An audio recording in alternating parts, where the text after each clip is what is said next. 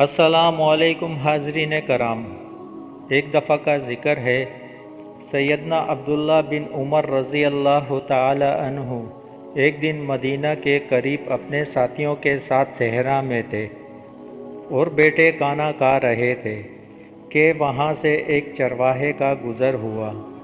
ابن عمر رضی اللہ تعالی عنہ نے اسے کھانے کی دعوت دی۔ چرواہے نے کہا، میں نے روزہ رکھا ہوا ہے۔ سیدنا عمر رضی اللہ تعالی عنہ نے حیران ہو کر کہا کہ اتنی شدت کی گرمی ہے اور تو نے روزہ رکھا ہوا ہے اور تم بکریاں بھی چرا رہے ہو۔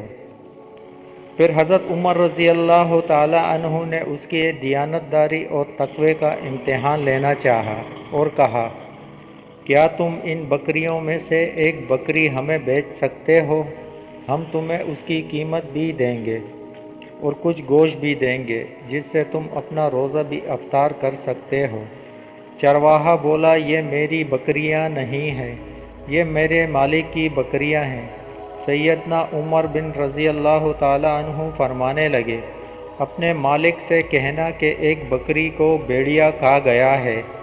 چرواہا غصے میں اپنی انگلی آسمان کی طرف کر کے یہ کہتے ہوئے چل دیا، تو پھر اللہ کہاں ہے؟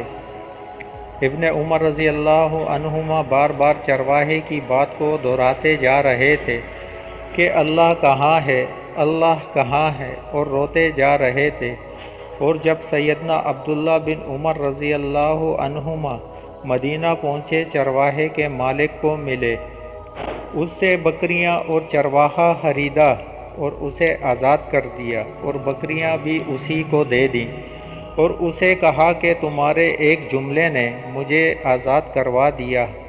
اللہ کہاں ہے؟ اللہ سے دعا ہے کہ تجھے قیامت کے دن دوزخ کی آگ سے بھی آزاد کرے۔